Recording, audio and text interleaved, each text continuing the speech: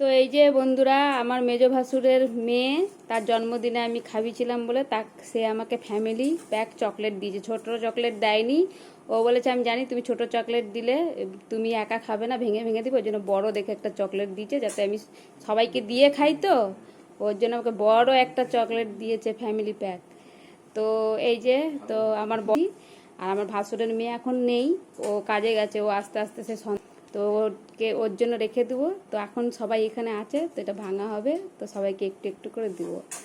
একজন আছে চকলেট খাওয়ার জন্য। এই চকলেটটা খাওয়ার জন্য কজন আছে? এই যে একজন, এই যে একজন, আর এই যে। আসলে এটা আমার বড় মেয়ে থাকবে না বলে চকলেটটা খুলছি, কেন আমি খুললে পরে একা একা খেতে পারি না, আমার হচ্ছে বড় দোষ, আমি সবাইকে দিয়ে খাই। বন্ধুরা, চকলেটটা খোলা হচ্ছে। তো আমার জায়ের মেয়ে বলেছে কাকিমা আমার জন্য রাখবো, ওর জন্য রাখবো, তারপরে সবাই মিলে খাবো, ফ্যামিলি প্যাক। এগুলাই তো থাকবে নাকি বন্ধুরা? তো এই যে চকলেটটা খোলা হচ্ছে, তো সবাইকে একটু একটু করে ভাঙতে পারি, শক্ত হয়ে গেছে।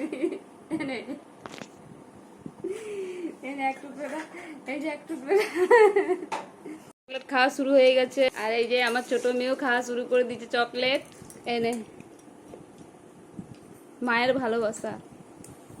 আমাদি এনে চকলেটটা, বলো বলো, খাবো না? দেখুন, আমি আমি আমি সবার সাথে মিলে জুলে চকলেট খেতে চাই, আর আমার যা বলছে এখন খাবে না।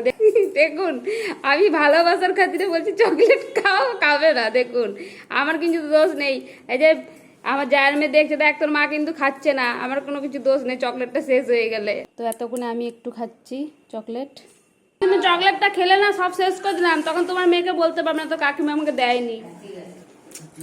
এই যে বন্ধুরা, আমার জায়ের মেয়ের ভালোবাসা, এই যে চকলেট ভালোবেসে দিয়েছিল, ফ্যামিলি প্যাক। ওই জন্য আমাকে ছোট চকলেট দিলে এই যে দুটা খেয়ে নেয়, ওই জন্য বড় চকলেট খায় না। তো বন্ধুরা, আপনার মতো টাটা, পরে আবার ভিডিওতে আবার আসবো। সকল সুস্থ থেকো, ভালো থেকো।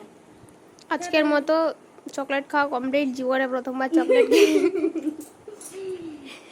জীবনে কোনোদিনও, এই যে এটাও তো জীবনে কোনোদিনও খাইনি। এটা আমি এই যে সন্ধ্যাবেলায়, সন্ধ্যা না রাত হয়ে গেছে, যে এসছে চকলেট তোর জন্য একটুখানি আছে, নে। তোর মাকেও দিয়ে দিয়েছি, তুই আর তোর মা বাকি ছিলি। তোর মা তখন সিঁড়ি মুচ্ছিল বলে এখন খাবো না, সব রাত্রেবেলায় খাবো।